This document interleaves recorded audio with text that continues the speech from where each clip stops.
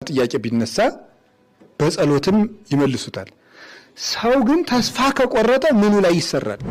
ለሰው ብር ቋጥራችሁ ከምትሄዱ ሰላም ቋጥራችሁ ሄዱ። እንደ አባት ይራራልናል፣ እንደ ወንድም አብሮን ይሆናል፣ እንደ ጌትነቱ ይሰጠናል፣ ይፈርድልናል።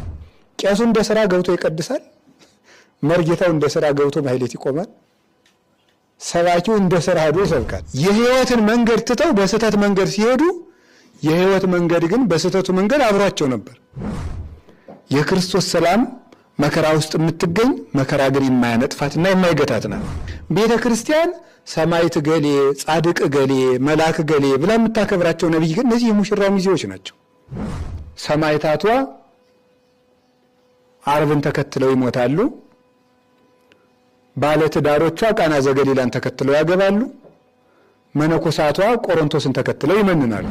ክርስቶስ